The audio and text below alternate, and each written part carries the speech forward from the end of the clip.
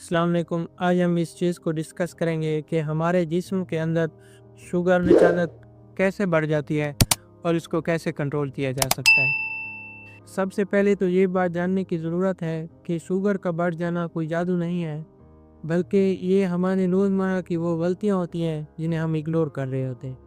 बहुत से ऐसे शुगर के मरीज़ हैं जो आम रूटीन में चावल इस्तेमाल कर रहे होते हैं, सफ़ेद आटा इस्तेमाल कर रहे होते हैं, मीठी चीज़ें खा रहे होते हैं, चाय मीठी पी रहे होते हैं और वो ये समझ रहे होते हैं कि ये नॉर्मल रूटीन की चीज़ें हैं, इनसे कुछ नहीं होता। बल्कि ये हमारे जिस्म के अंदर बहुत सी तब्दीलियाँ ला रही होती हैं, जिससे हमारा शुगर शूट कर जाता है।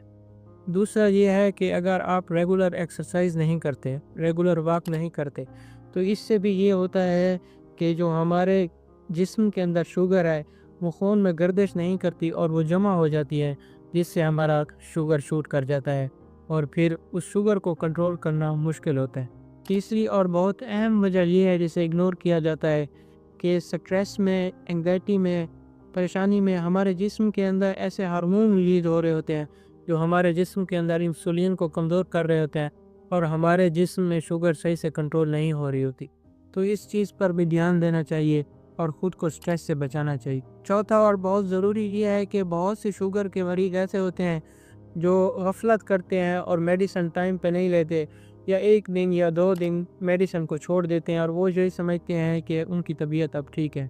तो ऐसा बिल्कुल नहीं करना चाहिए। शुगर के मरीज़ को दवाई के बगैर चलाना बिल्कुल ऐसे ही है जैसे आप किसी गाड़ी को किसी ब्रेक के बगैर चला रहे होते हैं।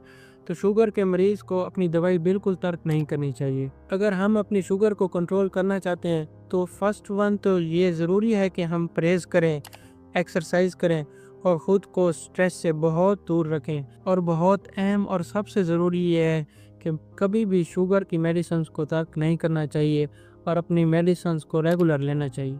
शुक्रिया।